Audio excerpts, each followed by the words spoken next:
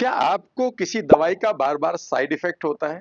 या फिर ऐसा होता है कि आपको दवाई का असर ही नहीं हो रहा है? पता है इसके पीछे का खेल क्या है? खेल ये है कि जब भी हम कोई भी दवाई खाते हैं, वह हम अपने शरीर में कितनी देर रखेंगे, उसके ऊपर निर्भर करता है कि ये दवाई हमें साइड इफ़ेक्ट देगी या फिर ट्रीटमेंट देगी। फार्मा कंपनी और फार्मा साइंटिस्ट जानते हैं कि जब भी किसी दवाई को प्रोड्यूस किया जाता है, उसे मैन्युफैक्चर किया जाता है, तो ये देखा जाता है कि यह शरीर में कितनी देर रहनी चाहिए और हमें एक परफेक्ट सिचुएशन दी जाती है कि भाई इसे आप इतनी देर शरीर में रखें, उसके बाद इसे एक्सक्रीट कर दें। एक्सक्रीट का मतलब स्टूल के द्वारा, यूरिन के द्वारा, पसीने के द्वारा ये आपकी बॉडी से बाहर जानी चाहिए। यहाँ पर 2 तरह के आदमी हैं। एक आदमी है जो तेजी से इसे एक्सक्रीट कर रहा है कि वो जल्दी से बाथरूम जाता है, टॉयलेट चला जाता है या उसको पसीना आ जाता है। इस आदमी के शरीर में समय से पहले ये दवाई खत्म हो चुकी है, इसके ऊपर इस दवाई का प्रभाव कम रहेगा। अब दूसरा आदमी लेते हैं। दूसरे आदमी की प्रॉब्लम यह है कि वो तो ना तो जल्दी से यूरिन जाता है, ना उसको पसीना आता है और ना ही उसको टॉयलेट आ रहा है। यानी कि उसकी बॉडी में ये दवाई बहुत देर तक रुकी हुई है। इस आदमी को पूरे चांसेस हैं कि ये दवाई अब साइड इफेक्ट करेगी। अब सवाल उठता है कि इसका इलाज क्या है?